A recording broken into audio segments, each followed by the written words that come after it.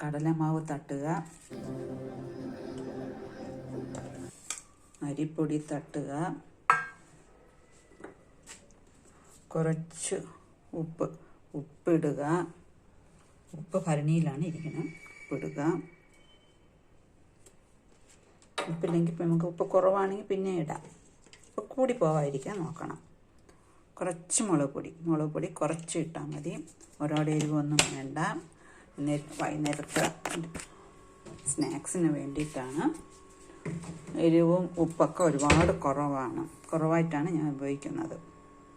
എന്നിട്ട് ഇതൊന്ന് കലക്കുക, മുളക് ഇടുക. കാണിച്ചു തരാം. ഞാൻ കുഴച്ച് വെച്ചു. ഇനി ബജ്ജി ഉണ്ടാക്കാനായിട്ട് പോകുന്നു.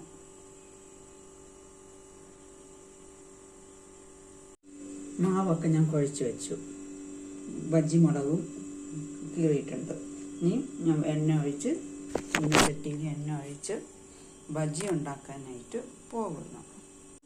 ചീനച്ചട്ടി ഇട്ടിട്ടുണ്ട്. അടുപ്പ് കത്തിക്കുക, എണ്ണ ഒഴിക്കുക, ബജ്ജി ഉണ്ടാക്കുക. ചിമ്മിനി ഓണാണ്. എണ്ണ ഒഴിച്ച് വെച്ചിട്ടുണ്ട് ചീനച്ചട്ടിയിൽ. ഈ ബജ്ജി ഉണ്ടാക്കാനായിട്ട് പോകുന്നു. ബജ്ജിയൊക്കെ ഇട്ടു. തിളയ്ക്കണ കണ്ട, എണ്ണയിലിതും തിളയ്ക്കണ കണ്ട. ഇതൊന്ന് മൊരിഞ്ഞ് വരണം. എന്നിട്ട് എടുത്ത് ചൂടോടെ കഴിക്കുന്നതാണ് ഏറ്റവും നല്ലത്. ഞാൻ മുളക് ബജ്ജി ഉണ്ടാക്കി. കുറച്ച് മുളകേ ഉണ്ടായിരുന്നുള്ളൂ. മുളക് ബജ്ജി ഉണ്ടാക്കി. ഇത് അവസാനത്തെയാണ്. ഇത് ഗണപതിക്ക് ഞാൻ വെച്ചിരിക്കുന്നു.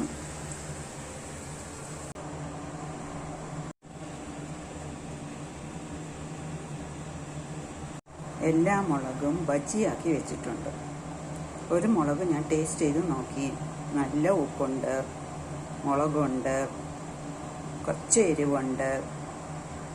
നിങ്ങളെല്ലാവരും ഇത് ടേസ്റ്റ് ചെയ്ത് നോക്കുക, ഉണ്ടാക്കി നോക്കുക. ഷെയർ, സബ്സ്ക്രൈബ്, ബെൽ ബട്ടൺ കൂടെ അമർത്തുക. അത്രമാത്രം ചെയ്താൽ മതി. Thank you.